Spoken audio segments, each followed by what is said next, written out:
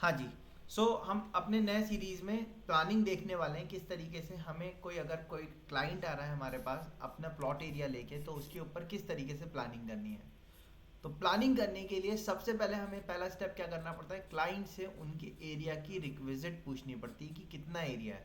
अब वो एरिया हमें किस में बताते हैं, वो जनरली हमें एरिया जो बताते हैं वो गज में, जैसे इंडिया में हमारे क्या चलता है स्टैंडर्ड, गज में चलता है एरिया। ज़मीन आप खरीदोगे तो आप ज़मीन किसी से पूछोगे तो वो बताएगा कि उसकी ज़मीन 100 गज है, 300 गज है, 250 गज है, ऐसी तो बताएगा, या 75 गज है ना, छोटा प्लॉट होगा तो इस तरीके से वो हमें बताते हैं। तो हमारा काम क्या होता है, उस गज के उसके ऊपर एक नक्शा तैयार करना कि कहाँ पे हमारा रूम रहेगा। प्लानिंग में हम क्या करते हैं, हम यही चीज़ सेटअप करते हैं कि कहाँ पे हमें रूम देना है, किस साइज़ का, वॉशरूम कहाँ देना है, किस साइज़ का, किधर की तरफ वेंटिलेशन होना चाहिए। ठीक है। अच्छा, घर भी हमें प्लान करने के लिए कुछ बेसिक स्टैंडर्ड्स को फॉलो करना है। स्टैंडर्ड्स को क्या फॉलो करना है, जैसे कि गेट्स होते हैं, एंट्री गेट है, वो किस डायरेक्शन में हमें देने चाहिए। ठीक है। वॉशरूम किस डायरेक्शन में देना चाहिए ताकि वेंटिलेशन भी प्रॉपर हो सके, वहाँ से गैसेस और मॉइस्चर भी निकल सके हमारा। किचन में भी वेंटिलेशन प्रॉपर होना चाहिए, रूम्स में लाइट्स भी आनी चाहिए। इन सारी चीज़ को माइंड में रख के हम अपने प्लानिंग करते हैं। अभी जो पहली प्लानिंग हम लेके चलेंगे वो हम यहाँ दिल्ली के रेस्पेक्ट में लेके चलेंगे, जैसे दिल्ली में फ्लैट सिस्टम बनते हैं हमारे, उस टाइप का एक प्लान स्ट्रक्चर तैयार करना देखेंगे। ऐसे ही दूसरे स्टेज में हम दूसरे लेआउट को सेटअप करेंगे। तो इस तरीके से अलग अलग क्लाइंट्स को कवर करेंगे। तो हम सबसे पहले अपने एक इकोनॉमिक क्लाइंट को कवर कर रहे हैं कि क्लाइंट आ रहा है हमारे पास और सपोज हमने एक एरिया ले लिया, से 25 फीट बाई 50 फीट का हमारे पास प्लॉट एरिया है जिसमें हमें अपने प्लानिंग करनी है। ठीक है। 25 बाई 50 यानी कि कितना एरिया हो गया उसका, हम कैलकुलेटर से कैलकुलेट कर लेते हैं। 25 फीट गुणा 50 फीट कितना हो गया, 1250 स्क्वायर फीट, है ना। अब आपसे मैं कहूँ कि ये गज में कितना हो गया, तो इसको डिवाइड कर देंगे किससे, 9 से। कितना हो गया, 138.88, यानी कि लगभग अप्रॉक्स 139 गज का प्लॉट एरिया हो गया हमारे पास। इसके ऊपर हमें अपना कंस्ट्रक्शन करना है। अब क्लाइंट जनरली हमें जो बताता है एरिया वो गज में या स्क्वायर फीट में बताता है ना। लेकिन जितना भी आज के टाइम पे काम हो रहा है वो सारा काम किस में हो रहा है, एमएम में हो रहा है। तो हम क्या कर सकते हैं, इस स्क्वायर फीट को किस में कन्वर्ट कर सकते हैं, एमएम में। ठीक है। एक फीट में कितने एमएम होते हैं हमारे, एक फीट में 12 इंच, एक इंच में 25 एमएम, है ना। तो 25 × 12 कर लेते हैं, कितना हो गया, 300। अप्रॉक्स होता है हमारा 300, एग्जैक्ट जो होता है 25.4 होता है 1 इंच में एमएम। अगर आप इसको 12 से मल्टीप्लाई करोगे तो कितना हो जाएगा, 304.8 बैठ जाएगा। ठीक है। लेकिन आप कहीं भी जाएंगे ओवरऑल स्टैंडर्ड डायमेंशन ली जाती हैं, तो उसमें एक फिट में कंसीडर किया जाता है 300 एमएम बन रहे हैं हमारे। तो उसके हिसाब से अगर 25 फीट की बात करें तो 25 × 300 करेंगे तो कितना हो जाएगा, 7500 एमएम। ठीक है। और दूसरा साइज क्या था, 50 फीट था, यानी कि 50 × 300 करेंगे तो कितना हो जाएगा, 1500 एमएम, यानी कि 7.5 मीटर, 1000 एमएम बराबर 1 मीटर के होता है। तो 7500 एमएम यानी कि 7.5 मीटर, 7.5 मीटर बाई 15 मीटर का प्लॉट है हमारे पास। तो हम यहाँ से क्या करते हैं, ऑटोकैड में एक न्यू फाइल से स्टार्ट कर रहे हैं हम। सबसे पहला काम आपका यूनिट सेटअप करने का, यू एन एंटर किया, डेसिमल लगा हुआ है, प्रिसीजन, कॉमा से पेड़ करते वो क्यों करते हो आप? क्योंकि वो बीच डेसिमल सेपरेटर जो होता है वो कॉमा से देने लगता है। और कॉमा नीचे ही होता है। कॉमा नहीं होना चाहिए, डॉट होना चाहिए ना, डेसिमल सेपरेटर। यूनिट्स एमएम लगी हुई है, ओके किया हमने, डी एंटर किया, मॉडिफाई पे गए, प्राइमरी यूनिट पे गए, डेसिमल लगा हुआ है, प्रिसीजन 0 लगा हुआ है, कॉमा से हटा के पीरियड किया, ट्रेलिंग ऑफ है, टेक्स्ट साइज पे गए, टेक्स्ट साइज हमने यहाँ से दे दी, टेक्स्ट साइज दे दी हमने 200 की। एरो साइज पे गए, एरो साइज हमने यहाँ से दे दिया 100, और इसको एरो को हमने कर दिया आर्किटेक्चर टिक। ठीक है। लाइन पे आते हैं, लाइन की लेंथ दे दी हमने 100, ये भी 100। और इनके लाइन टाइप को, लाइन टाइप तो पता होगा सभी को, लाइन टाइप को हमने यहाँ से चेंज कर दिया, हिडन लाइन टाइप ले लिया।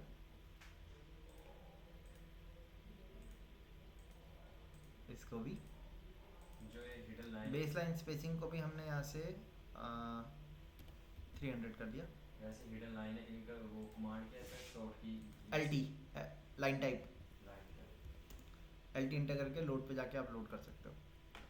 अभी मैंने कुछ भी नहीं किया, सिर्फ अपने यूनिट्स को सेटअप किया। सबसे पहला काम यूनिट्स को सेटअप कर लिया, ठीक है। यूनिट सेटअप करने के बाद मैंने यहाँ से ओरिजिन को ऑफ कर दिया। अच्छा, मैं एज अ टेम्पलेट सेव कर लेना चाहता हूँ, ताकि कल को जैसे अब हम अलग अलग प्रोजेक्ट्स करेंगे तो हर बार मुझे ये स्टेप फॉलो नहीं करना पड़े। इसलिए मैं क्या कर रहा हूँ, यहाँ से सेव एज, ड्राइंग नहीं बना रहा हूँ, ड्राइंग टेम्पलेट सेव कर रहा हूँ। टेम्पलेट की शॉर्ट फॉर्मेट क्या होता है, .dwg, ठीक है। ऑटोकैड की कोई भी फाइल आप सेव करोगे तो कौन सी फाइल में सेव होती है, DWG, है ना, ठीक है। ड्राइंग टेम्पलेट कौन सी फॉर्मेट में होती है, .dwt। ऐसे ही अगर आप कैड की फाइल को किसी और सॉफ्टवेयर के अंदर लेके जाना चाहते हो, जैसे कि सपोज हमें स्ट्रक्चर एनालिसिस के लिए स्टैट प्रो या ईटैब्स का इस्तेमाल करना पड़ता है, मॉडलिंग के लिए हमें स्केचअप है, आपका रेविट है, या कोई दूसरा सॉफ्टवेयर इस्तेमाल करने पड़ते हैं, मैक्स इस्तेमाल करने पड़ते हैं, तो वहाँ पे आप अपनी ड्राइंग को सेव करने के लिए एक स्टैंडर्ड ड्राइंग एक्सचेंज फॉर्मेट होता है जो कि कहलाता है DXF, आप उसमें सेव कर सकते हो। सो मैंने तो फिलहाल ड्राइंग टेम्पलेट सेव करी और मैंने इसको नाम दे दिया प्लानिंग, ठीक है। अच्छा, प्लानिंग सेव करने से पहले मैं एक काम और कर रहा हूँ, मैंने ST एंटर किया। ST की फुल फॉर्म होती है टेक्स्ट की स्टाइलिंग।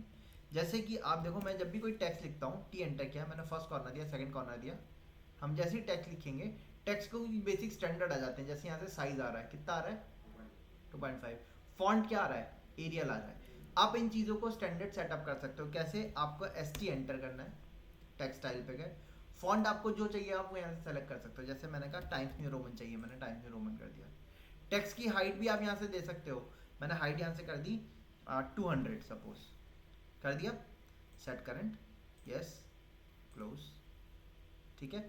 सर यहाँ जैसे फिक्स रहेगी फिर। हाँ, अब जैसे आप T एंटर करोगे, देखो फिक्स नहीं होगी। एक्चुअल में क्या होता है, जब भी आप T एंटर करते हो ना, आपने कॉलम बनाया, अब फॉर्मेट आ रहा है, कौन सा फॉर्मेट आ गया, हमने स्टैंडर्ड जो सेट कर दिया। साइज क्या आ गया देखो। अभी आपको क्या करना पड़ता होगा, हर बार टेक्स्ट लिखने के बाद पहले ऊपर साइज दो, फिर फॉन्ट दो, फिर टेक्स्ट लिखना स्टार्ट करो। ऐसे ही तो करते हो क्या आप, एक बार दे दिया, वही अब ऑटोमेटिकली वही अप्लाई होगा जब तक आप उसको बदल नहीं रहे, ठीक है। अभी मैंने कोई काम नहीं किया, मैंने सिर्फ अपने ड्राइंग के स्टैंडर्ड सेट करे। एक बार स्टैंडर्ड सेट हो गया, अब मैं इस ड्राइंग को सेव एज पे जाके, ड्राइंग नहीं सेव करूंगा, ड्राइंग टेम्पलेट सेव करूंगा और उसको नाम दे दिया मैंने प्लानिंग, ठीक है, ओके, कट कर दिया मैंने। अब न्यू फाइल जब हम सेटअप करेंगे, ठीक है, यहाँ से जाएंगे, देखिए प्लानिंग के नाम से कोई आ रही है, हमने इसको ओपन कर लेना है। ओपन करने के बाद अब यहाँ पे आप डायरेक्ट प्लानिंग करना स्टार्ट कर सकते हो। तो डायरेक्ट प्लानिंग करने के लिए सबसे पहला काम आपको क्लाइंट से पूछना होगा कि उनका प्लॉट एरिया क्या है। तो जो भी प्लॉट एरिया हो, अगर वो गज में बता रहे हैं तो आपको उनसे पूछना है कि उसका माथा यानी कि फ्रंट कितना है।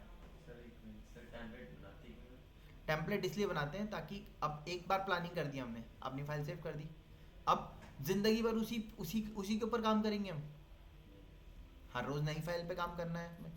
तो वापस से यूनिट्स भी सेट करना, टेक्स्ट स्टाइल भी सेट करना, ये चीज़ें वापस से करनी पड़ेंगी हमें नई फाइल के लिए।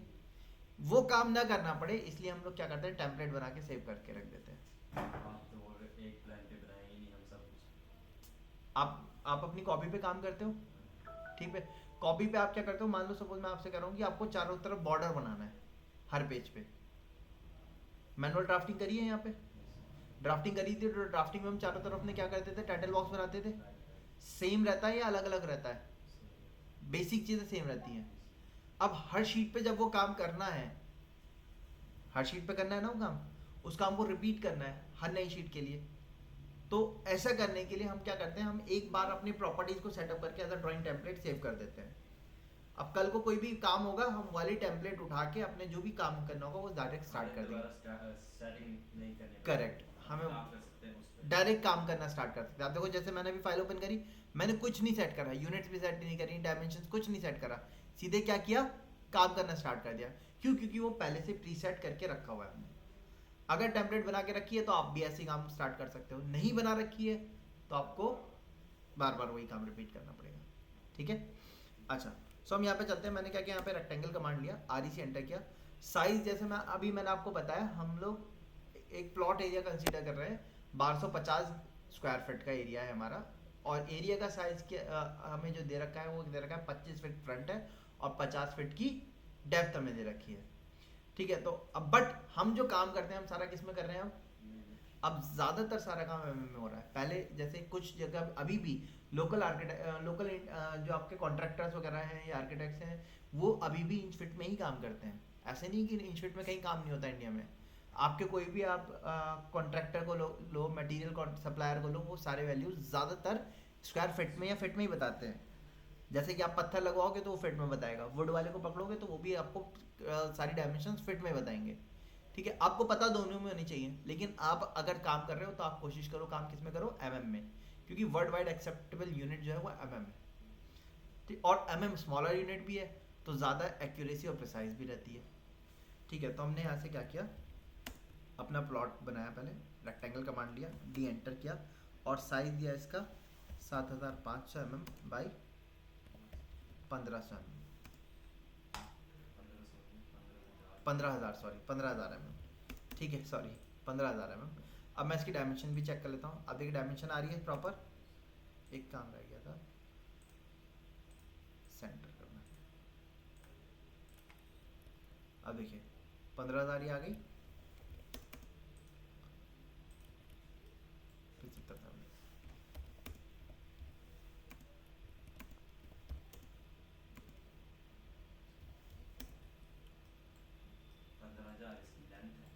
डेप्थ है, डेप्थ गहराई।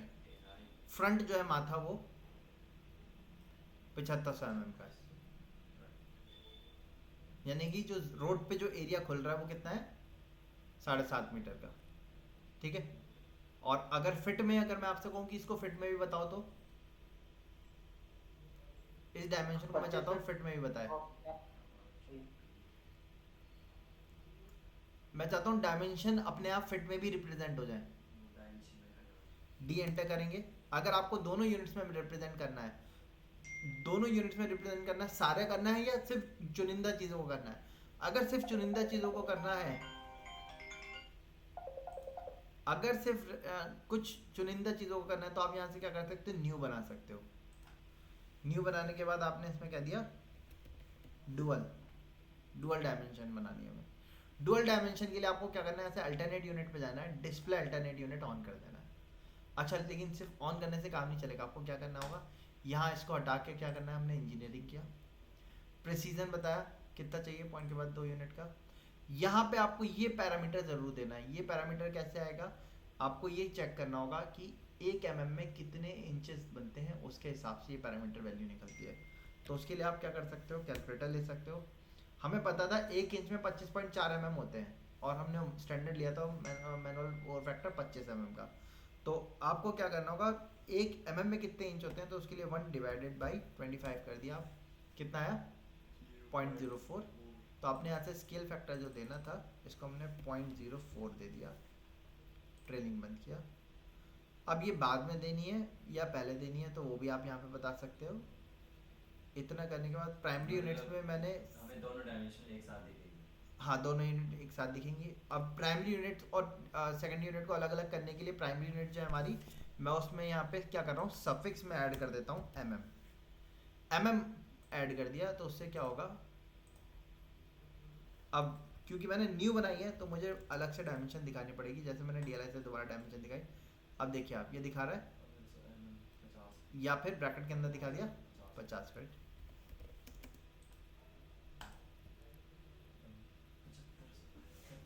25 फीट, ठीक है। तो इस तरीके से डुअल डायमेंशन हम अपने ड्राइंग के अंदर दिखा सकते हैं, ठीक है।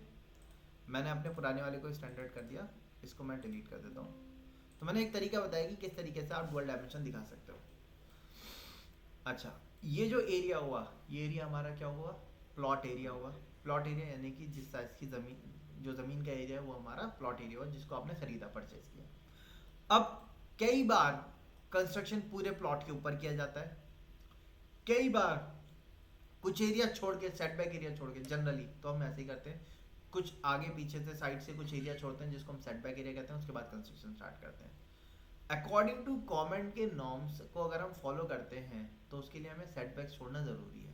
सेटबैक के मतलब कुछ जगह, हाँ, स्पेस आपको अपने प्लॉट से पीछे से छोड़ दिया, कहीं साइड से छोड़ दिया, कहीं आगे से छोड़ दिया, है ना। हर जगह के अपने अलग अलग रूल्स हैं। कहीं 2 साइड देना ज़रूरी होता है, कहीं ऑल साइड देना ज़रूरी होता है, कहीं 3 साइड देना ज़रूरी होता है। तो हर जगह के अलग रूल है। लेकिन हम यहाँ पे जो प्लॉट बना रहे हैं ये एक आपका इकोनॉमिक प्लॉट बना रहे हैं, ठीक है, लो एंड क्लाइंट्स के लिए, जहाँ पे आपका वो इस तरीके के रूल्स को फॉलो नहीं करते, क्योंकि ज़मीन पहले से ही बहुत छोटी होती है, ठीक है। जैसे दिल्ली में जनरली क्या होते हैं, अगर आप सोसाइटी देखोगे तो वहाँ तो चारों तरफ छोड़ के बनाए जाते हैं, लेकिन आप लोकल कंस्ट्रक्शन वगैरह देखेंगे तो वहाँ पे क्या होता है कि बिल्कुल घर जो होते हैं वो एक दूसरे से चिपक के बने होते हैं। दूसरी जगह उतनी नहीं बने। हाँ, ठीक है, तो हम उसी टाइप का एक प्लॉट ले रहे हैं, क्योंकि हम तीनों कैटेगरी को पढ़ते हुए चलेंगे कि किस अगर कैसा क्लाइंट आ रहा है तो उसके हिसाब से किस तरीके की प्लानिंग करनी है। अब इस एरिया पे हमें अपना फ्लोर प्लान तैयार करना है। तो सबसे पहले ये जो लेआउट तैयार किया ये हमारा कहलाता है साइट लेआउट। तो इसमें हम ये दिखाते हैं कि एज पर साइट कहाँ पे क्या चीज़ दी हुई है, ठीक है। तो उसके लिए हम टेक्स्ट कमांड से लिख दे रहे हैं। आगे की तरफ हमारे क्या आएगी, इधर हमारी मेन रोड होने वाली है,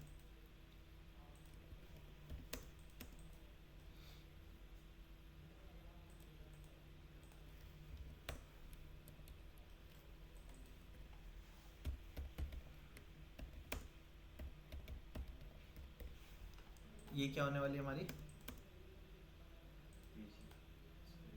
अदर्स प्रॉपर्टी है, यानी कि इधर की तरफ किसी और का घर है। अब किसी और का घर है या जगह है तो इसका मतलब क्या हो गया कि वहां पे हम कंस्ट्रक्शन नहीं कर सकते, ठीक है। और दूसरी चीज, वहां पे हम अपने विंडो की ओपनिंग भी नहीं दे सकते, मतलब आप विंडो नहीं खोल सकते इधर की तरफ यारी दीवार पे, किसी और के घर के अंदर वो विंडो खुलेगी, ऐसा थोड़ी होगा। आपने बोला ना शहर के लिए बना रहे हैं। हाँ, शहर के लिए बना रहे हैं। शहर के लिए। हाँ तब तो गांव में तो थोड़ा स्पेस होता है। हाँ, शहर में भी जो पॉश एरिया वहाँ पे स्पेस छोड़ा जाता है, ठीक है। जैसे अब यहाँ पे हमने क्या ले लिया, ओपन स्पेस, पीछे का स्पेस खाली है, तो मतलब विंडो वगैरह क्या है इधर की तरफ खोल सकते हैं, क्योंकि इधर किसी का घर, नहीं। अब पीछे हो सकता है रोड हो, सर्विस रोड हो, या पार्क हो, या ग्राउंड हो, ठीक है, कोई भी दूसरी चीज़ है, ओपन है, ओपन स्पेस है, मतलब हम वहाँ पे अपनी विंडो खोल सकते हैं, ठीक है। अच्छा, और आपको सारे प्लॉट्स की डायमेंशन भी इसके अंदर मेंशन कर देनी है, सारे वॉल की।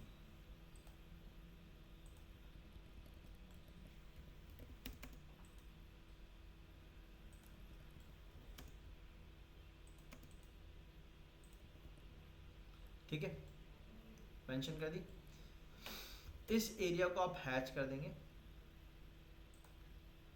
हैच करने से पहले मैंने इस टेक्स्ट को कॉपी करके अंदर रखा, इसको डबल क्लिक किया, यहाँ पे लिखा हमने क्लाइंट प्लॉट, ये हमारे क्लाइंट का प्लॉट है। हैच कमांड पे गए,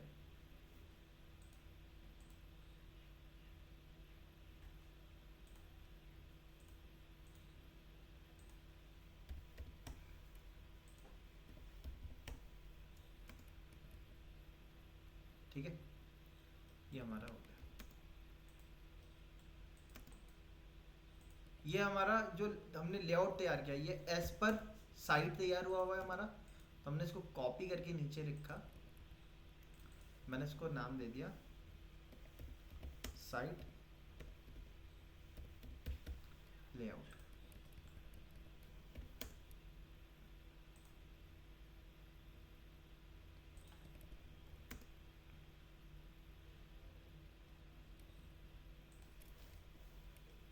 ठीक है, ये साइट लेआउट हो गया हमारा। अब कंस्ट्रक्शन का जो भी काम होगा वो इतना तैयार करने के बाद हम करेंगे।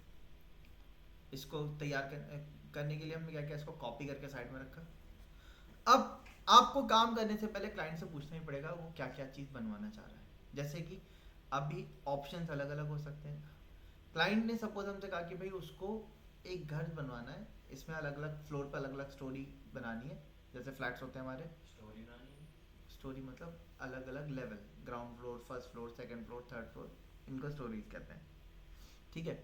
तो और फ्लैट सिस्टम होने चाहिए। फ्लैट सिस्टम मतलब कि पहले वाले फ्लैट का फर्स्ट फ्लोर वाले का सेकंड फ्लोर से कोई ताल्लुक नहीं है, एक तो हमारे गांव में घर होते हैं, उनमें क्या होता है, जैसे फर्स्ट फ्लोर है, सेकंड फ्लोर है, ग्राउंड फ्लोर है, तीनों के कॉमन स्टेयरकेस होंगे और अंदर घर के अंदर से ही स्टेयरकेस गए हुए होते हैं हमारे। होता ही नहीं होता है, क्योंकि हमारे क्या होता है, ऊपर भी एक ही ऊपर नीचे तो एक ही फैमिली रह रही है, तो उसमें इतना प्राइवेसी मेंटेन करने की जरूरत नहीं होती हमें। लेकिन फ्लैट है, जैसे आप यहाँ पे आप दिल्ली में रह रहे हो, ठीक है, आप फर्स्ट फ्लोर पे रह रहे हो, सेकंड फ्लोर वाला आपके घर के अंदर से होके जाएगा क्या? नहीं, वो कहाँ से जाएगा? स्टेयर्स से जाएगा। स्टेयर्स कहाँ एरिया होगी? कॉमन एरिया में होगी, है ना। ये चीज़ें आपको क्लाइंट से पूछनी पड़ेंगी कि आप फ्लैट सिस्टम बनवाना चाह रहे हो या फैमिली के लिए अपना एक रेजिडेंशियल घर बनवाना चाह रहे हो, ठीक है। अब दिल्ली में आपने देखा होगा ज़्यादातर क्या होता है, फ्लैट सिस्टम ज़्यादा चलते हैं, है ना। 4 स्टोरी घर बनवाते हैं, हर एक फ्लैट इंडिविजुअल अलग अलग यूज़र का होता है। बीच मतलब स्टेयर तो एक ही जाते हैं, पर स्टेयर एक ही जाती है, रूम बंद होते हैं। लेकिन घर घर का जो डोर है वो सबका अलग होता है ना। कोई फर्स्ट फ्लोर सेकंड फ्लोर वाला आपके कमरे के अंदर से तो होके नहीं जाएगा, आपके घर के अंदर से तो होके नहीं जाएगा ना। जीना ज़रूर यूज़ करेगा वो, क्योंकि जीना जो होता है वो कॉमन एरिया में आता है हमारा, है ना। जैसे कि कल जब हमने प्लान बनाया था, जो जिसका हम सेक्शन कट कर रहे थे, इस वाले फ्लोर प्लान पे भी आप देखो, ये जो जीना ये कॉमन है। अब किसी को घर के अंदर जाना है या तो उनके लिए ये वाला डोर है ना, है या नहीं है? इसमें जीना क्या है, कॉमन एरिया में है। ऐसे ही मैं आपको एक और लेआउट दिखाता हूँ।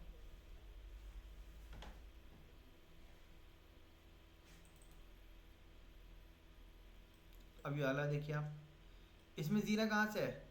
घर के अंदर से है ना, हॉल में से है।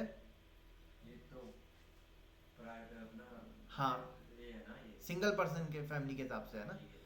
तो ये चीज़ आपको क्लाइंट से पूछनी होगी, एज अ सिंगल फैमिली के हिसाब से हम प्लानिंग स्टार्ट कर रहे हैं या फिर हम इंडिविजुअल फ्लैट सिस्टम के हिसाब से डिज़ाइन कर रहे हैं, क्योंकि स्टेयर केस हमें उसी के बिहाफ पे डिज़ाइन करना पड़ेगा, है ना। अच्छा, अब और इसके साथ साथ क्या पार्किंग वगैरह चाह रहे हैं वो दे रहे हैं या नहीं दे रहे हैं? क्योंकि दिल्ली में जैसे आप पतली गलियों में फ्लैट होते हैं, हमारे ज़मीन है पतली सी गली में है, तो वहाँ कार पार्किंग देने की ज़रूरत ही नहीं, क्योंकि कार तो जाएगी नहीं गली के अंदर। जाएगी क्या? नहीं जाएगी। हाँ, बाइक्स वगैरह की पार्किंग ज़रूर दी जाती है, और कुछ फ्लैट्स में बाइक की भी पार्किंग नहीं होती है ना। तो ये चीज़ें आपको पहले क्लाइंट से डिस्कस कर लेनी होगी कि वो क्या मांग रहे हैं, उसी के हिसाब से प्लानिंग करनी है, ठीक है।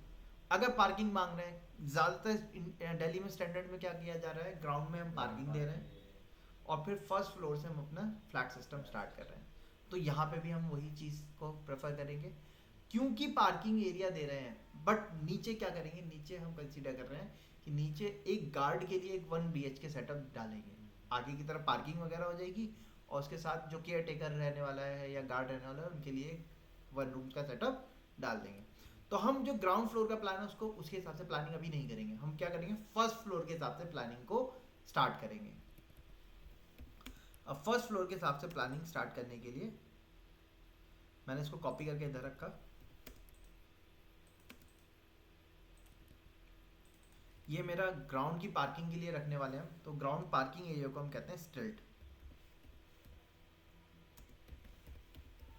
इसको हम बाद में बनाएंगे, बिल्कुल लास्ट में। इसको हमने नाम क्या दिया, स्टिल्ट लेआउट।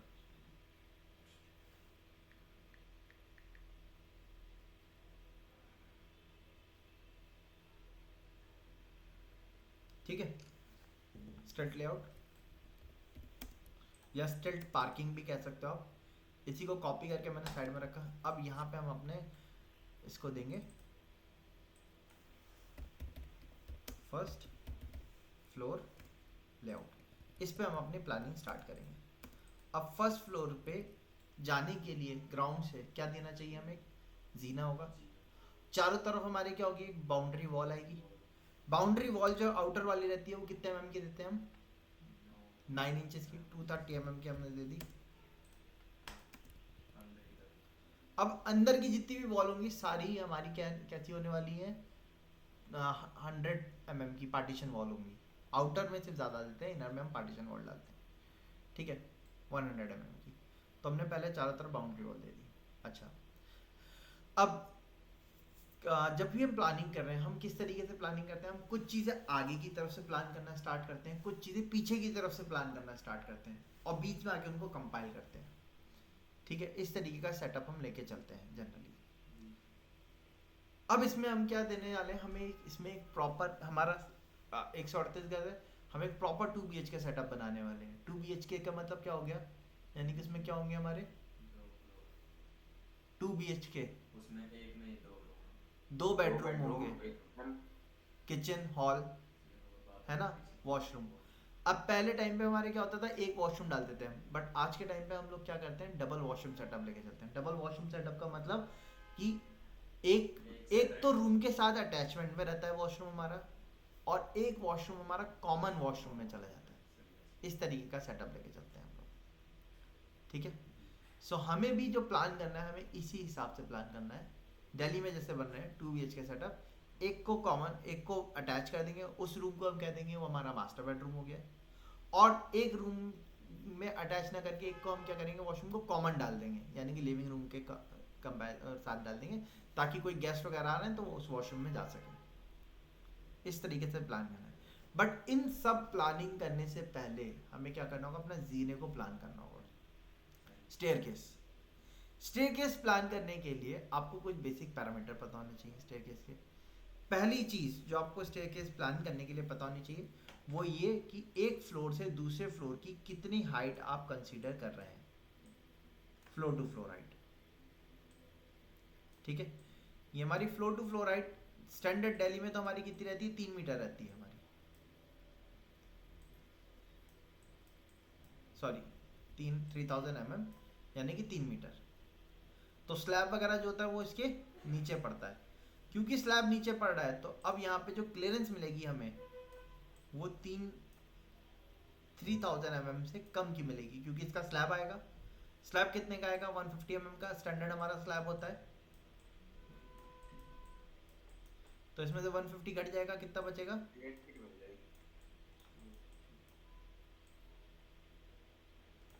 2850, यही बचेगा, है ना। अच्छा इतना हमारा नीचे की यहाँ पे क्लियरेंस बचेगी। अब जरूरी नहीं है कि आपको इतने पे ही प्लान करना हो, आजकल ज्यादा हाइट वाले भी प्लान किए जा रहे हैं, बट एमसीडी रूल्स के हिसाब से पहले तक हम 3000 mm का एक प्लॉट लेते थे, क्योंकि जो एक बिल्डिंग की टोटल हाइट एमसीडी हमें यहाँ पे अलाउ करता था वो थी हमारी 15 मीटर्स। इसमें क्या होता था कि 15 मीटर में हम 3 मीटर पे 5 फ्लोर डाल सकते थे। 15 मीटर को आप 3 मीटर से डिवाइड कर दिए, कितना बैठेगा, 3 5 से कितना होता है 15 ना भाई, 3000 mm है तो मीटर में कितना हो गया, ये 3 मीटर हो गया, है ना।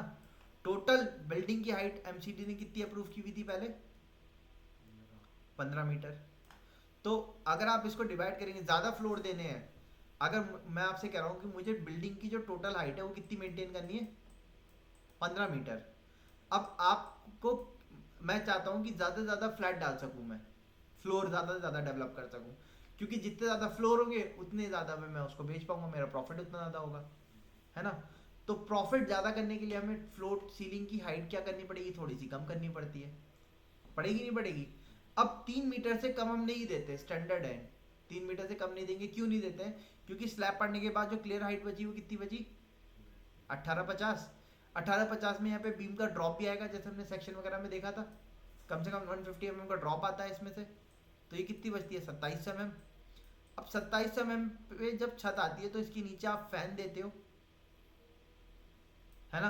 कम से कम 250 mm का इसका ड्रॉप होता है, 2 से 250 mm, 200 से 250 mm। अगर आप 200 भी मानो तो ये कितना नीचे क्लियरिंग कितनी की बचती है हमारी, 2500 mm की बचती है। नीचे मान लो आपका बेड पड़ा हुआ है, तो बेड की हाइट जो होती है वो स्टैंडर्ड 450 से 600 mm की होती है, डिपेंड करता है कौन सा किस टाइप का बेड है, ठीक है। तो हमने 500, अगर हम 500 कंसीडर कर रहे हैं कि बेड की हाइट है, तो 500 इसमें से घट गया, कितना बचा, 2 मीटर बचा। एक एवरेज ह्यूमन बीइंग की हाइट ही 6 फीट होती है लगभग अप्रॉक्स, यानी कि 1.8 मीटर, है ना। तो बेड के ऊपर आप खड़े होगे तो आपका सिर तो नहीं लगेगा, लेकिन जब आप हाथ ऊपर करोगे तो वो हाथ किस में लग सकता है, फैन से। इसीलिए कम से कम हाइट गवर्नमेंट ने जो अप्रूव करी है वो कितनी है, 3 मीटर है, 3 मीटर से कम नहीं देनी है।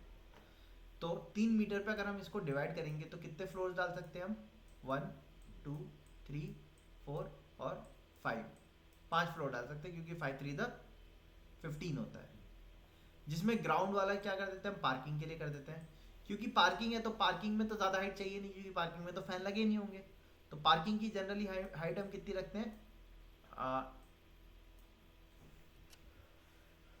2400 दे देते हैं। लेकिन ये वहीं देते हैं जहाँ पे पूरी पार्किंग देनी है, रूम बनाने ही नहीं है, वहाँ पे हम 8 फीट की पार्किंग दे देते हैं हाइट।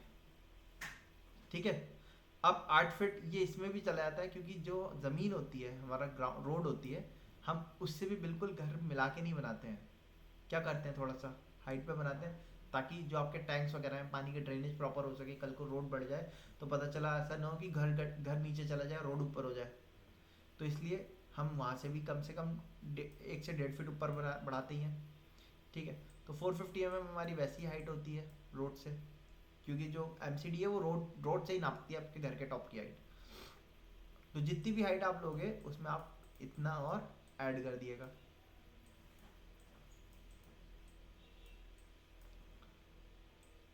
है ना?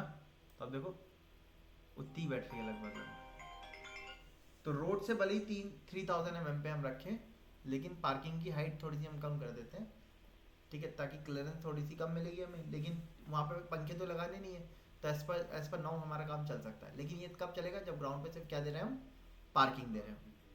अच्छा, जो ऊपर वाले फ्लैट्स हैं उनमें हाइट हमारी वही 3-3 मीटर की चलेगी। लेकिन अब क्या किया है गवर्नमेंट ने? नॉर्म्स को अपने थोड़ा सा चेंज कर दिया है। क्या चेंज कर दिया है कि जो टोटल हाइट थी हमारी बिल्डिंग की, वो 15 मीटर से बढ़ा के उन्होंने 17-17.5 मीटर कर दी है। ज़्यादा कर दी है, 17 मीटर या 17.5 मीटर तक कर दिया। मतलब आप अपने बिल्डिंग की हाइट इतनी लेके जा सकते हो, इतनी तक गवर्नमेंट आपको ऑब्जेक्शन नहीं करेगी। तो 17-17.5 मीटर का मतलब क्या हो गया? अगर 17.5 मीटर भी माने तो हम 2.5 मीटर हमारा ऐड हो गया। अब आप चाहो तो उसको हर फ्लोर पे डिवाइड कर सकते हो, यानी कि हर फ्लोर पे एक अगर आप डिवाइड करेंगे तो 1 2 3 4 फ्लोर है हमारे। अगर आप 2 मीटर लेते हो तो 2 मीटर को 4 पोर्शन में डिवाइड कर सकते हो। हर मीटर पे आधा आधा मीटर हमारी वैल्यू, आधा आधा मीटर की हाइट हमारी क्या हो सकती है? बढ़ सकती है। तो जो टोटल हाइट हमारी 3000 थी, उसकी जगह पे हम अब घर के कंस्ट्रक्शन में 3.3 मीटर तक की फ्लोर टू फ्लोर हाइट हम ले सकते हैं। इससे क्या होगा? 3000 mm क्लियर हमें मिल जाएगा, ये फ़ायदा होगा। अच्छा, गवर्नमेंट को प्रॉब्लम नहीं है कि आप उससे ऊपर में बनाओगे, तो गवर्नमेंट को प्रॉब्लम नहीं है। गवर्नमेंट ने ये हाइट इसलिए रखी हुई है क्योंकि अगर इससे ज़्यादा हाइट का आप बनाओगे तो उसके लिए प्रॉपर फाउंडेशन टेस्टिंग होके बनना चाहिए वो। जैसे आपने देखा है आजकल बिल्डिंग्स बन रही हैं, ज़्यादा हाइट की भी बनती है हमारी बिल्डिंग। जैसे आपके ये सुपरनोवा है, नोएडा में बनी हुई है, ज़्यादा हाइट की बनी हुई है ना? लेकिन इसके लिए क्या होगा? जो नीचे फाउंडेशन है उसका काम बिल्कुल टेस्टिंग के साथ प्रॉपर होना चाहिए, तब आप बना सकते हो। और उसके लिए कुछ एरिया FAR यानी कि फ्लोर एरिया रेशियो को भी हमें फॉलो करना पड़ता है। तो इसलिए वो रूल्स गवर्नमेंट ने लगाए हुए, कैपिंग लगाई हुई है, ताकि ऐसा नहीं हो कि बिल्डर ने पता चला बिल्डिंग खड़ी कर दी और कल को 2 महीने बाद वो बिल्डिंग में क्रैक आ गया, बिल्डिंग गिर गई, तो लॉस एट दी एंड क्या होगा? लाइफ का होगा। इसीलिए कुछ रूल्स को हमें फॉलो करना पड़ता है। ठीक है, सो अभी हम यहाँ पे कंसीडर कर रहे हैं हाइट अपना वही लेना है स्टैंडर्ड 3 मीटर की। किसी को फोटो क्लिक करना हो तो उसका फोटो क्लिक कर सकता है। अच्छा, तो हमने एक फ्लोर से दूसरे फ्लोर की हाइट कंसीडर कर ली है, 3 मीटर है हमारी, 3000 mm, 3000 mm 3 मीटर हाइट। ठीक है, अब स्टेयरकेस डिजाइन कर रहे हैं हम। सबसे पहले हमें एक राइजर की वैल्यू लेनी पड़ेगी, एक ट्रेड की वैल्यू लेनी पड़ेगी। ट्रेड की वैल्यू स्टैंडर्ड होती है हमारी, फिक्स होती है, इतना ही लेते हैं हम, क्योंकि इससे छोटा आप लोगे ना तो एक्सीडेंट या नहीं कि गिरने के चांसेस ज़्यादा रहेंगे हमारे। गवर्नमेंट उसको अप्रूव नहीं करती ना, जिसपे हम अपना पैर रखते हैं उसको ट्रेड कहते हैं। जो हाइट होती है उसको राइजर कहते हैं। राइजर गवर्नमेंट के हिसाब से तो 150 ही रहना चाहिए, उससे ज़्यादा नहीं होना चाहिए। लेकिन अगर आपको कम स्टेप्स में जीना चढ़ाना है तो आपको राइजर थोड़ा सा बढ़ाना पड़ता है। और गाँवों में या आप ओल्ड मॉन्यूमेंट्स में देखोगे तो हाइट बहुत ज़्यादा भी देखने को मिलती है हमें। ठीक है, जैसे आप ये हुमायूं टॉम चले जाइए, दोनों सेम ही होते हैं। हाँ दोनों वैसे भी 300 same। बाई 300 का बना देते हैं या 250 बाई 250 का बना देते हैं। लेकिन इसकी एक रेंज है, वो रेंज क्या है आपकी 150 से 175 तक आप इसको रख सकते हो।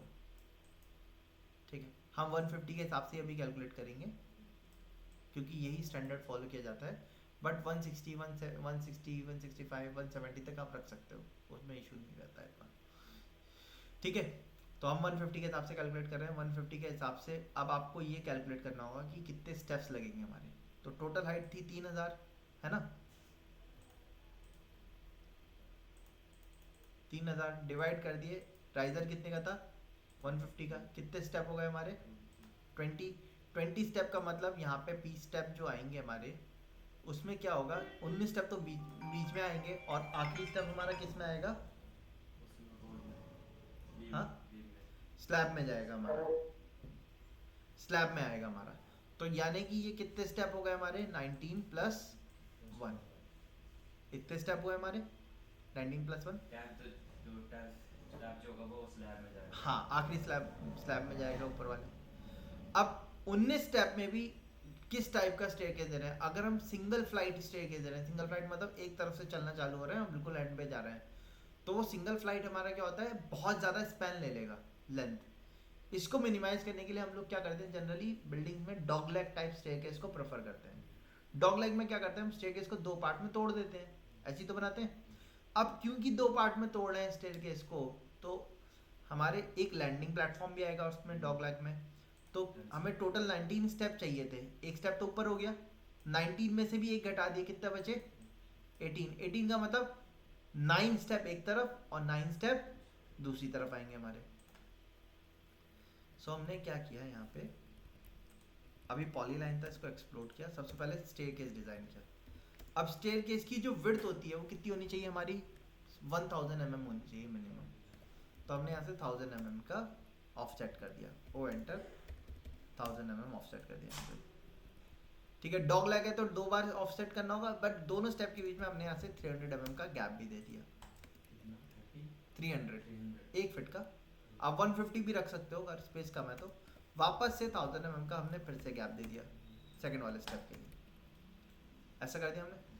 अच्छा, अब आपने देखा होगा जो जो यहाँ पे फ्लैट होते हैं जनरली तो बालकनी के प्रोजेक्शन बाहर नहीं लेते हम, लेकिन यहाँ पे दिल्ली में आपने फ्लैट्स में देखा होगा रोड के ऊपर प्रोजेक्शन ले लेते हैं बालकनी का, होता है नहीं होता है। ठीक है, सो अगर आपको बालकनी का प्रोजेक्शन बाहर ले रहे हैं या लैंडिंग का प्रोजेक्शन बाहर ले रहे हैं, वो उससे फ़ायदा क्या होता है हमें थोड़ा सा स्टेयरकेस के लिए स्पैन कम हो जाता है, वो लैंडिंग हमारी बाहर निकल आती है। ठीक है, तो स्पैन बढ़ जाता है हमारा, छोटा हो जाता है सॉरी। तो लैंडिंग हम बाहर की तरफ ले रहे हैं, तो मैं क्या करूँगा यहीं से स्टेप चालू करूँगा। अपना ट्रेड कितने का था हमारा 250 का था, पहला स्टेप हमने यहाँ दिया, एक स्टेप हुआ, 2 3 4 5 6 7 8 9 9 स्टेप आ गए। 9 स्टेप के बाद 1200 mm मैंने वापस से गैप ले लिया, क्योंकि नीचे भी हमें 1200 mm का गैप इसलिए लिया है क्योंकि इसके बाद ही हमारा क्या होगा फ्लोर का कंस्ट्रक्शन जो भी हमें करना होगा वो स्टार्ट करेंगे हम। यानी कि हमें वॉल वगैरह देनी है, कुछ भी देना है वो इसके बाद ही स्टार्ट होगा, इससे पहले नहीं होगा। और बाकी स्टेप्स को हम यहाँ से मिरर करके रख देते हैं, इतना हो गया। इसके बाद ही हमारी वॉल आएगी, तो वॉल हमारी क्या है, ये वाली वॉल हम क्योंकि स्टेयरकेस के पास आ रही है तो हम मेन वॉल दे रहे हैं 230 बाई 230 mm की हमने वॉल दी। इसको यहाँ से ट्रिम कर दिया हमने, इस तरीके से हमने स्टेयरकेस दिया, या तो हम ऐसे रख सकते हैं। और अगर हम गवर्नमेंट के नॉर्म के अकॉर्डिंग बनाना चाह रहे हैं तो हम एक काम कर सकते हैं, लैंडिंग को भी अपने प्लॉट एरिया के अंदर लें। प्लॉट एरिया के अंदर लेंगे तो 1200 mm का गैप पीछे से भी चाहिए हमें, हमने इसको ज्वाइन कर दिया।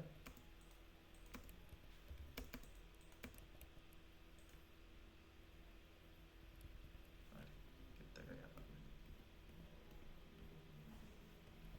स्ट्रेच कमांड पे गए, यहाँ से इसको सिलेक्ट किया, 1200 का गैप यहाँ से कर दिया, सर स्केल थोड़ा बड़ा नहीं हो सकता क्योंकि बाहर वो जो आता है जी स्केल का जो होता है तुम कह रहे थे कि बाहर हो सकता है थोड़ा स्केल क्या कह रहे हैं साकिब? नहीं कह रहा हूँ सर मैं कह रहा हूँ कि तुम कह रहे थे फ्लोर से बाहर भी आता है स्केल से हाँ हाँ उसमें होता है हाँ हाँ बाहर भी आ सकता है ना हाँ, मैंने इससे पहले वही तो बनाया था, जो पहले ये वाली अप्रोच थी हमारी। इसमें हम छज्जा लैंडिंग का प्लेटफॉर्म जो था वो हम बाहर ही ले रहे थे, यहाँ से बाहर लेते हैं हम।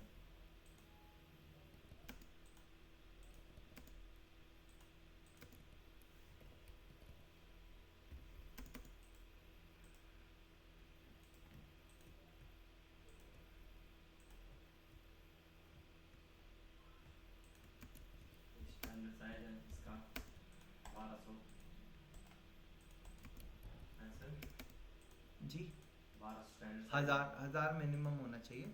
1200 थोड़ा में क्या होता है, थोड़ा सा स्पैन एरिया ज़्यादा मिल जाता है, तो हमारा क्या होता है, सामान लाने ले जाने के लिए सही रहता है। 4 फीट, 1200 मतलब 4 फीट, 4 फीट में आप आराम से सामान ले जा सकते हो। ठीक है, ऐसे भी रख सकते हो आप चाहो तो। और अगर आप अकॉर्डिंग टू गवर्नमेंट नॉर्म्स बनाना चाहते हैं तो आप इस एरिया को बाहर मत लेके जाइए, आप क्या करिए, इस एरिया को अंदर की तरफ ले लिए।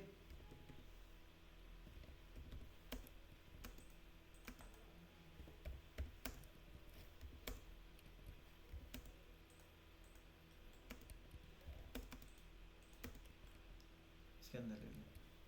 अब लीडर लाइन से एरो बना के दिखा दिए कि किधर से स्टेयरकेस आपका चढ़ रहा है।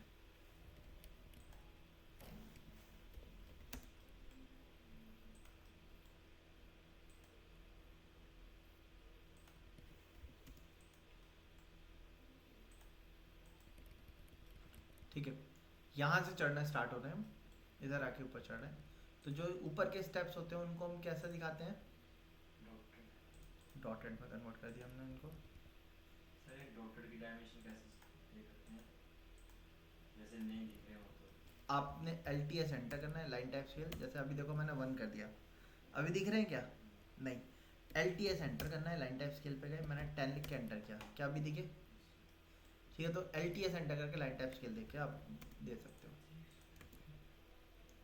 ठीक है, इसके साथ मैंने यहाँ पे टेक्स्ट से लिख दिया अप, यानी कि यहाँ से हम ऊपर जा रहे हैं।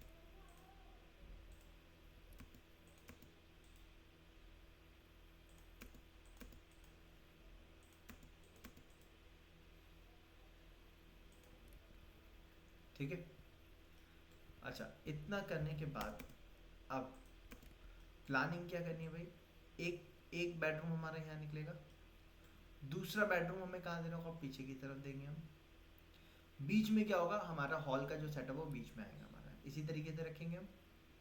ठीक है, अब घर की एंट्री के लिए हमारा डोर किधर खुल सकता है, या तो सामने खुल सकता है या इधर की तरफ खुल सकता है, 2 पोजीशन है। तो अब ये पोजीशन बनाने से पहले हम एक काम करते हैं, पहले बेडरूम का सेटअप कर लेते हैं। एक बेडरूम तो हमारा ये वाला हो गया फिक्स, इसकी बालकनी बाहर निकल आएगी हमारी, है ना। एक बेडरूम हम पीछे की तरफ डाल देते हैं। अब बेडरूम पीछे की तरफ डालना है तो उसमें क्या कर सकते हो, या तो बेडरूम आपका लेफ्ट साइड हो सकता है या राइट साइड हो सकता है। हम यहाँ पे लेफ्ट साइड कंसीडर कर रहे हैं, बेडरूम हमारा लेफ्ट साइड आएगा। तो बेडरूम के लिए हमारी लेंथ और विड्थ लगेगी हमारी। बेडरूम का साइज क्या होना चाहिए स्टैंडर्ड हमारा,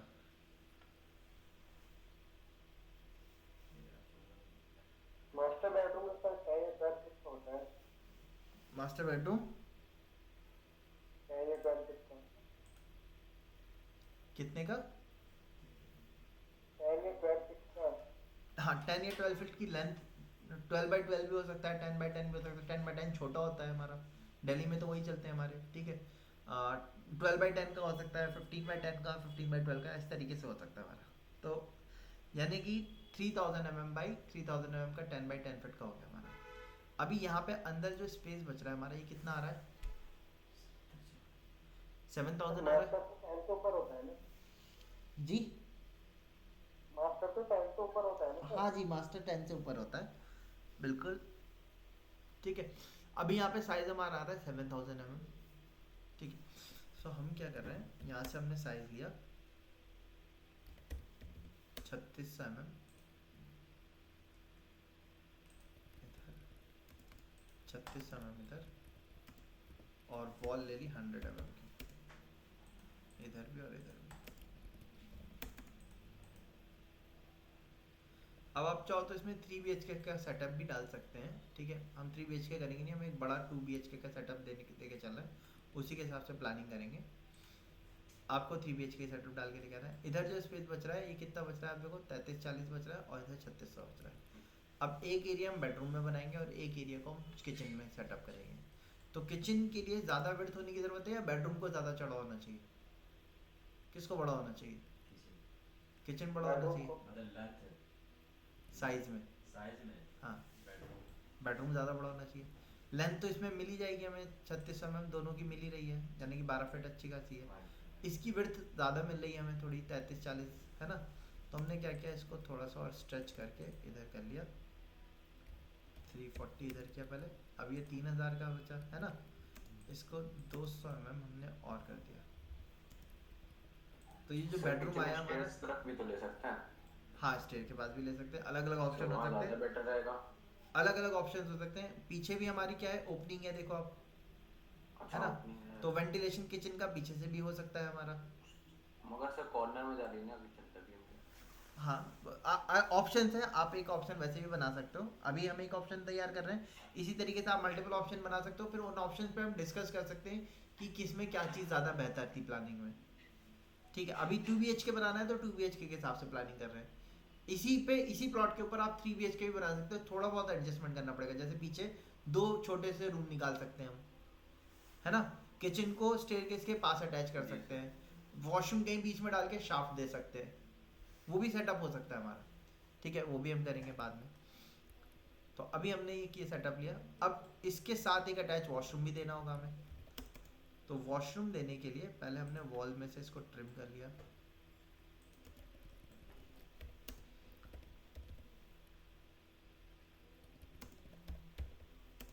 फिफ्टीन 100 mm की यहाँ से बढ़ती ली हमने, 1200 का हमने यहाँ से डोर से स्पेसिंग लिया, 100 की वॉल इधर, 100 की वॉल इधर दे दी हमने। इनको एक्सटेंड कर दिया, इसको ट्रिम कर दिया हमने।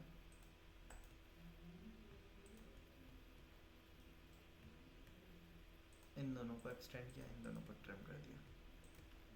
बाथरूम कितने इसका लिया सर? ये हमने एक वॉशरूम बना दिया। अब ये बैठा हमारा 1500 mm बाई 2840 mm का एक वॉशरूम का सेटअप आ गया। 2840 वॉशरूम के लिए ठीक है, बहुत ज़्यादा बड़ा भी नहीं है, बहुत छोटा भी नहीं है। इसके बाद आप चाहो तो एक कॉमन वॉशरूम दे सकते हो, ठीक है। और दोनों वॉशरूम के बीच में आप एक शाफ्ट दे सकते हो जहाँ से आपका इसका वेंटिलेशन हो जाए, ठीक है। अगर आप एंट्रेंस यहाँ से इधर की तरफ से देना चाह रहे हैं तो आपको एक वॉशरूम का सेटअप यहाँ पे देना पड़ेगा, जो कॉमन वॉशरूम आएगा। एक वॉशरूम तो इससे अटैच हो जाएगा। अटैचमेंट के लिए आपको डोर देना होगा, 850 mm का हमने यहाँ से डोर दे दिया,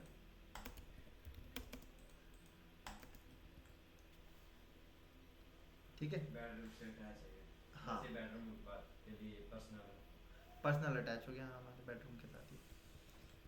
अब एक वॉशरूम हमारा कॉमन वॉशरूम देना होगा हमें, 1500 mm हमने यहाँ से उसके लिए ले लिया, 100 की वॉल ले ली हमने। उसके बाद दोनों साथ में। हाँ, दोनों वॉशरूम साथ में दे दिए। डोर पोजीशन दोनों की अलग अलग कर देंगे।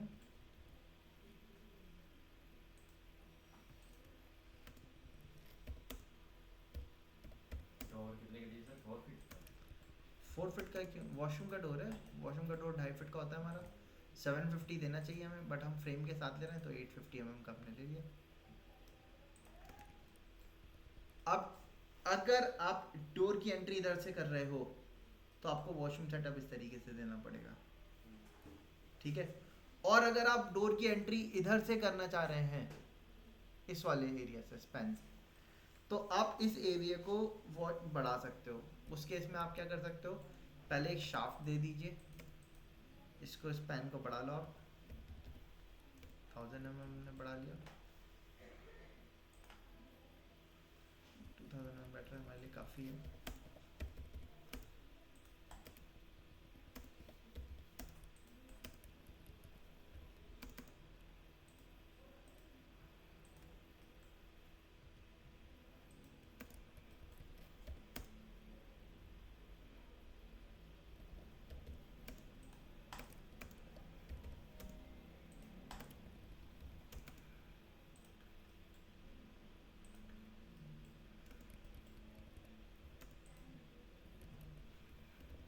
आगे स्पैन इसका कितना हो गया?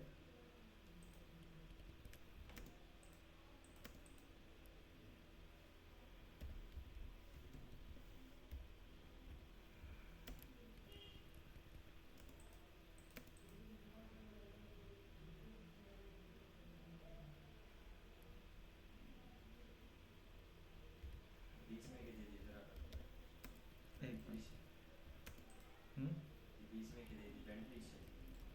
हाँ, ये शाफ्ट हो जाएगी हमारी साफ वेंटिलेशन के लिए, जिसमें से पाइप्स वगैरह जाते हैं। ये हमारी शाफ्ट हो सकती है। इसके आगे आप एक सिंक दे सकते हैं हैंड वॉश के लिए। जैसे किचन होगा, किचन के सामने आपका डाइनिंग आएगा, डाइनिंग के सामने आपका हैंड वॉश एरिया आ जाएगा, है ना। क्या और बोलते हैं इसको सर, हैंड वॉश के पीछे जो लगाया आपने? शाफ्ट।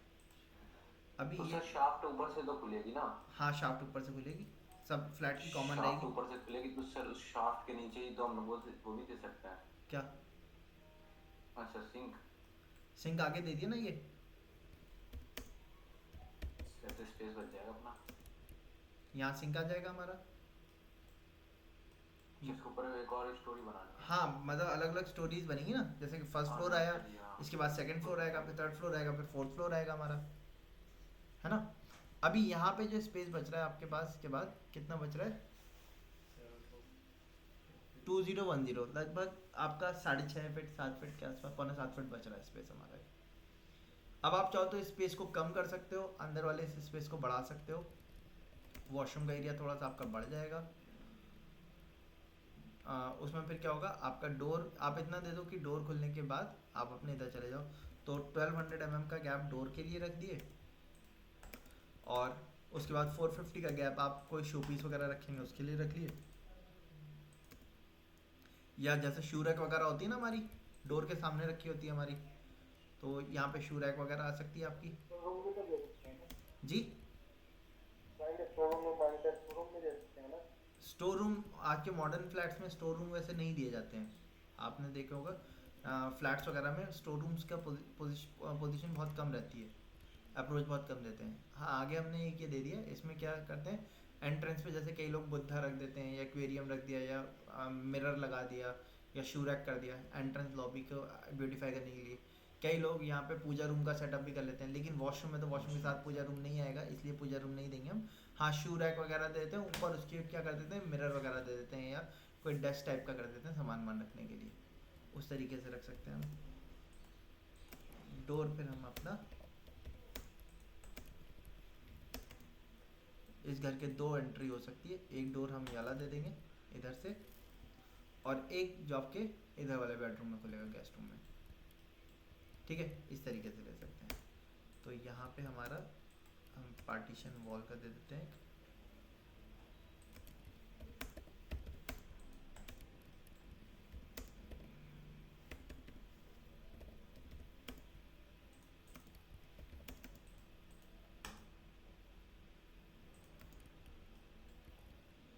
ठीक है, इसको भी हम खत्म कर देते हैं, ओपन टाइप रखते हैं। किचन किचन हो गया हमारा। किचन के लिए स्लैब दे देते हैं 600 mm इधर से, 600 इधर से, 600 हमने इधर से दिया, इसको हमने इस पे लेवल पे लिया। यहाँ पे आपका रेफ्रिजरेटर के लिए स्पेस कर दिया हमने 1000 mm का। ये हमारा किचन हो गया। ठीक है, यू शेप किचन आ गया हमारा, एक ओपन टाइप। इधर फ्रिज आ जाएगा हमारा, यहाँ पे आपका क्या आ जाएगा, डाइनिंग टेबल आ जाएगा। ठीक है, इधर की तरफ आप सोफ़ा यूनिट दे सकते हैं, यहाँ पे सामने आपका टीवी यूनिट आ जाएगा। ठीक है, तो ये आपका कॉमन एरिया हो गया। एक बेडरूम आपके पीछे हो गया मास्टर बेडरूम, जिसके साथ अटैच वॉशरूम आ गया आपका, और एक बेडरूम आपका ये हो गया। इसके साथ आप बैल्कनी ले सकते हो, बैल्कनी का प्रोजेक्शन हम बाहर की तरफ ले लेते हैं 1 मीटर का।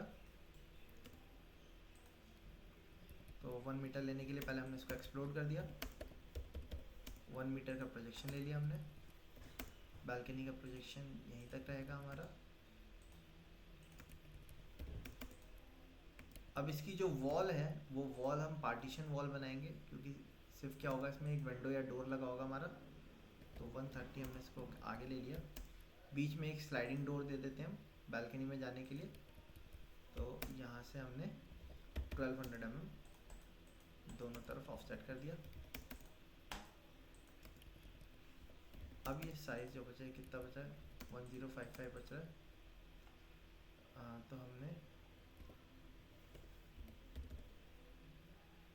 2400 हो गया, 300 हमने इधर से ले लिया, 300 हमने इधर कर दिया। ठीक है, तो ये लगभग 10 फीट की हमारी आ जाएगी स्लाइडिंग डोर आ जाएगा यहाँ पे। अब बेड इधर की तरफ आ जाएगा आपका, सामने टीवी यूनिट आ जाएगा आपका एक, और इधर की तरफ आपका स्लाइडिंग डोर हो जाएगा बालकनी में जाने के लिए। बालकनी में जाने के लिए हमें एक काम और करना होगा, वो काम क्या है, बालकनी में रेलिंग सपोर्ट आएगा हमारा। तो रेलिंग सपोर्ट के लिए मैंने इनको ज्वाइन कर लिया और 75 हमने इसको अंदर की तरफ ऑफसेट ले लिया। ये आपकी बालकनी होगी। आप चाहो तो बालकनी को पूरा आगे तक लेके जा सकते हो, ठीक है, इस एरिया को भी कवर कर सकते हो, या इस एरिया को आप ओपन छोड़ सकते हो। इस तरीके से हमने अपने पहले प्लॉट के ऊपर एक ऑप्शन तैयार किया 2 BHK का। आया सभी को समझ में? अब आपको ये ऑप्शन तैयार करना है, इसके साथ एक दूसरा ऑप्शन और तैयार सोचना है आपको कि अगर हम इस तरीके का अरेंजमेंट ना लेके चले, जैसे कि आज हम कह रहे थे कि किचन को स्टेयरकेस के साथ रख सकते हैं, आप चाहो तो किचन को इधर रखिए, ठीक है, बेडरूम को पीछे डालिए। अब उसके हिसाब से एक ऑप्शन आपको अपना तैयार करना है। हाँ ठीक है, ये ऑप्शन 1 हो जाएगा। एक ऑप्शन 2 तैयार करना है। हम क्लाइंट्स को भी जरूर एक ही ऑप्शन नहीं देते हैं, हम क्लाइंट्स को भी 2 या 3 अप्रोच देते हैं कि अब वो उसकी चॉइस है, वो किसके साथ जाना चाह रहा है। आपको उसके माइंडसेट को पढ़ना पड़ेगा कि वो किस तरीके की चीज़ मांग रहा है, तो इसलिए 2 से 3 ऑप्शन आपको बना के दिखाने पड़ेंगे उनको, ठीक है। सर ये ग्राउंड फ्लोर का है ना प्लान? ये फर्स्ट फ्लोर का है। ग्राउंड पे तो हमने पार्किंग दी है ना पूरी स्ट्रीट, First floor का वो बनाई नहीं हमने, वो बाद में देखेंगे हम, ठीक है। हम मतलब फर्स्ट सर फ्लोर ये फर्स्ट फ्लोर जो है वो आएगा? मेन हमारा रहेगा। फर्स्ट फ्लोर के सर लिए प्लिंथ लेवल के ऊपर आएगा? प्लिंथ लेवल के ऊपर आपका ग्राउंड आएगा जो कि पार्किंग है, स्ट्रीट है, फिर उसके ऊपर जीने चढ़ के फर्स्ट फ्लोर आएगा हमारा, पार्किंग जहाँ तो पे आपने हमने अंडरग्राउंड दी ना? नहीं, किसने कहा? अच्छा नहीं, मुझे लगा शायद। नहीं अंडरग्राउंड नहीं है, पार्किंग स्ट्रीट ग्राउंड पे ही पार्किंग है पूरी। फर्स्ट फ्लोर से ही रेजिडेंशियल स्टार्ट हो रहा है, ग्राउंड पे कोई रेजिडेंशियल नहीं दे रहे हम, ठीक है। अगर बेसमेंट में पार्किंग देंगे तो उसके जाने के लिए हमें रैंप अलग से देनी पड़ती है फिर, ठीक है। तो बेसमेंट के लिए नहीं दे अभी कंसीडर कर रहे हैं हम, ठीक है। अभी हम ग्राउंड पे स्टिल्ट पे ही पार्किंग दे रहे हैं, फिर फर्स्ट फ्लोर से हमारा रेसिडेंशियल प्लॉट स्टार्ट हो रहे हैं, फ्लैट स्टार्ट हो रहे हैं, ठीक। इस पे काम करके लेके आएंगे आप।